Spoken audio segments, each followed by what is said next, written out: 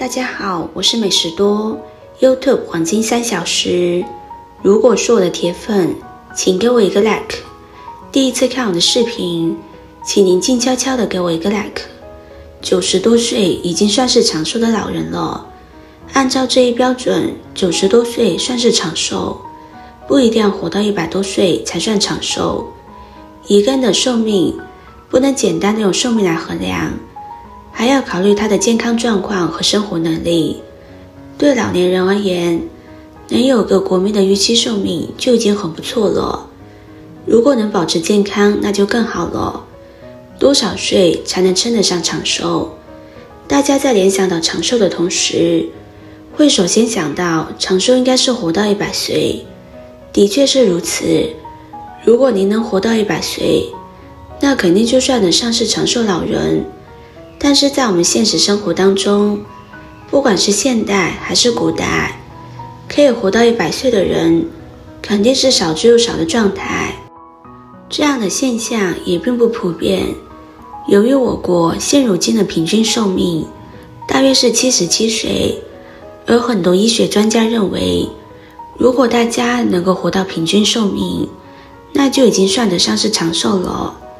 其实对于绝大多数老人而言，若是没有身体健康来做支撑，就算是活过了100岁，又有什么样的意义呢？若是只是活得久，但是却遭受到病痛的折磨，不管做什么都需要他人进行照顾，就算这样长寿了，自己的身体也并不幸福，还会存在着严重的身体和心理负担，认为是自己的存在拖累了家人，甚至回想如果没活那么久就好了。所以总的来讲，长寿仅仅只是一个方面，但是相较于长寿，活得幸福和健康或许会更加重要。如果能在幸福和健康的基础之上，再去尝试一些，这才是值得开心与高兴的事。老年想要长寿，多运动多喝水是好事吗？想要长寿，多喝水真的有用吗？众所周知，水是生命之源，而水分在身体当中的占比大约能够达到70%左右。这就是说，身体当中任何一个运作以及组织活动都需要水分的参与。这也足以证明水分对身体而言有多重要。虽然喝水能够促进健康，也能够帮助长寿，但若是过度饮水，就有可能会带来健康受损。过度饮水会容易使心脏遭受到损伤，从而带来一定的健康问题。另外还会存在水肿、眼泪压增高的现象，这些都是不合理饮水而带来的身体异常。那么至于喝水到底有无促进健康的做法，这一点还真是无从考究。这是因为影响寿命的因素是多种多样的，只是单纯多饮水就会涉及到长寿，或许有点宽泛。多运动呢？众所周知，生命在于运动。坚持运动和锻炼可以有效增强免疫力和抵抗力，或许真的能够使生命得到延长。根据相关研究发现，坚持不同类别的运动确实能给健康带来好处，但是关于运动的获益也是因人而异的状态。毕竟每一个人的身体素质不一样，身体状态也大不相同，可以获益多少，或者是否真的存在问题，此时需要具体化进行分析。如果是超负荷运动，身体无法承受，这就会容易增加健康风险发生。60岁左右的人不在于喝水，不在于运动，请牢记5项长寿准则。1. 戒烟戒酒。在调查中问及是否吸烟喝酒时，93.2%的100岁老人回答不吸烟，经常喝酒的仅在5.2%。烟酒对身体健康危害是巨大的。虽然有的老人吸烟喝酒也能活到了100岁，但这只是概率问题，并不能掩盖烟酒伤身的事实。研究显示，吸烟者寿命比不吸烟者少10年。另外，酒精是一类致癌物质，长期大量饮酒会增加致癌风险。因此要想健康的长寿，就要戒烟限酒。世卫组织推荐的低风险饮酒限量为每天饮酒不超过20克纯酒精，每周饮酒不超过5天。但是酒精对身体的伤害是不可逆的，最好滴酒不沾。保持好心态，细心的朋友可以发现，长寿老人都具有一个共同特征，那就是心态特别好，这也正是他们长寿的秘诀之一。保持好心态，也是为我们的健康保驾护航。对于神经紊乱的患者而言，他们时常会感觉身体各种不适，但是到医院检查后却什么问题都没有。其实这与自身的心态有关。3. 坚持锻炼，生命在于运动。经常保持适当的运动锻炼，可以增强自身的心肺能力。在运动的过程中，全身各器官都参与活动，让肌肉和骨骼能够得到有效的锻炼。运动可以有效促进身体的血液循环、新陈代谢能力，让体内一些有害物质通过汗液排出体外，提高身体免疫力。4. 终身学习，学习是改变自己的根本。早上朗读可激发氧气，晚上默念避免动气。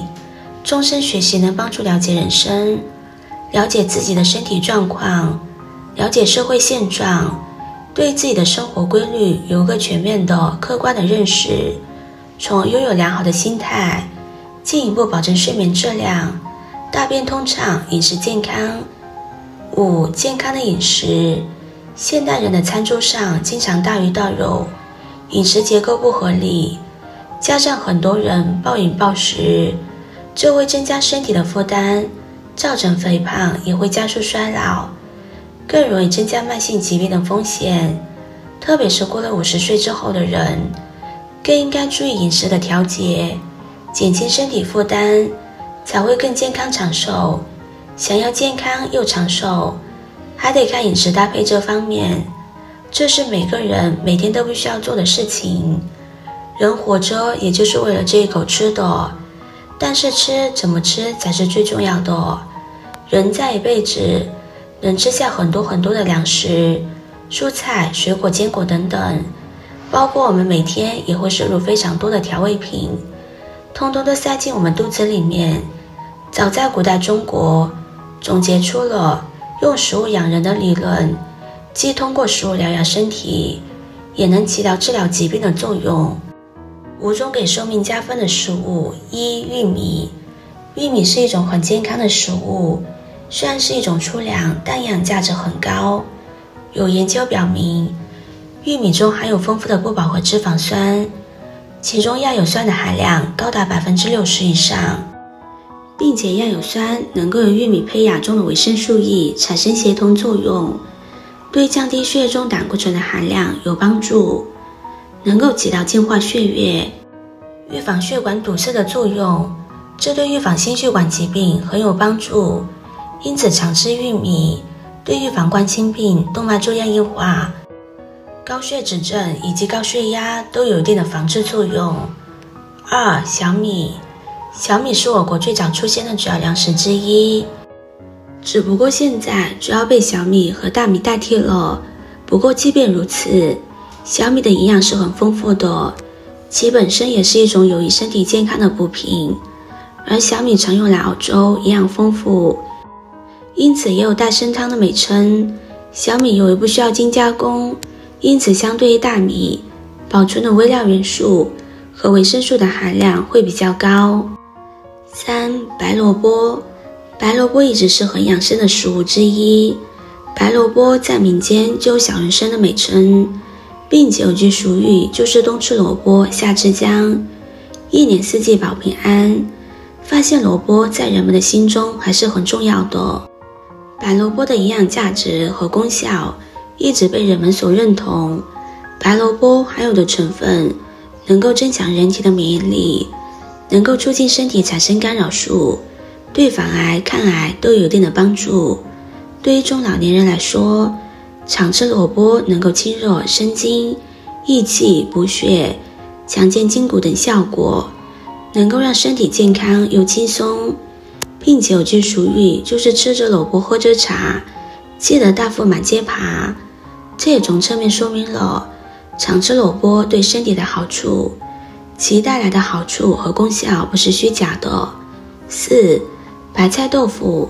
对于中老年人来说，白菜豆腐是非常养生且清淡的食物，不仅能够提供营养，还能够减轻身体的负担，尤其是对预防心血管疾病方面有很大的帮助。在民间有句俗语，就是鱼生火，肉生痰，白菜豆腐保平安。可见白菜和豆腐在人们心中的位置。白菜能够提高丰富的纤维素和部分的维生素，能够清洁肠道，净化血液，预防便秘，促进代谢等。豆腐则提供优质的蛋白质，益气补虚，降低血清浓度，保护肝脏，对促进机体的代谢也有帮助。